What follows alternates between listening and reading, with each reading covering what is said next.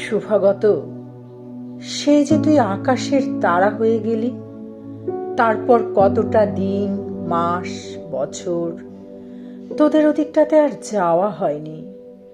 ছাতিম গাছের নিচে তোদের দোচালা মাটির ঘর, ডাসা ডাসা ডালিমের ভাড়ে নুইয়ে পড়া গাছ, পাশে পাতকুয়ো আর অদূরে নিকোনো উঠোন, তুলসী গাছ, শালগ্রাম শিলা, সব মিলিয়ে ক্যাম্বিসে আঁকা একটা জল ছবি যেন।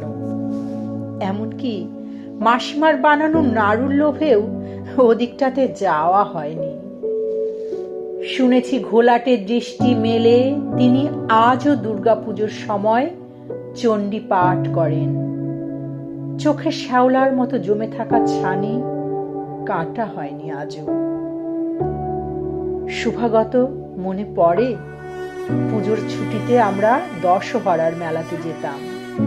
মাসি আঁচলের গেরু খুলে আধুলি সিকি হাতে গুজে দিতেন, আর তা দিয়ে আমরা বাতাসা, সন্দেশ, গজা আরো কি কি সব কিনে খেতাম। তারপর বায়োস্কোপ দেখে লেবেন জুস খেতে খেতে ঘরে ফিরতাম। ধর্মের পরিচয় কখনো বাধা হয়নি আমাদের বন্ধুত্বে। দাদা, দিদি, ভাই, বোন সবার স্নেহ গায়ে মেখে শেকড়ে বাকলে আমরা একসাথে বেড়ে উঠেছিলাম। আমরা তখন সত্যিকারের মানুষ ছিলাম। তারপর বড় হতে হতে আমরা যেন ক্রমশ গুটিয়ে গেলাম। ক্ষুদ্র হয়ে গেল আমাদের গণ্ডি। চারপাশে এত যে পরিচিত মুখ, তারাও কেমন যেন ছায়া ছায়া ধোঁয়াশা হয়ে গেলেন।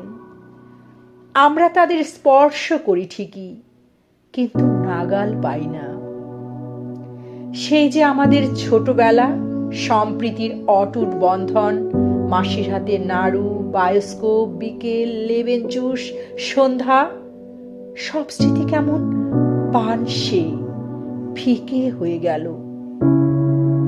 আমরা যে একই রকম, একই রক্ত মাংসের মানুষ, এই পরিচয়টা আজ কোথায় হারিয়ে গেল?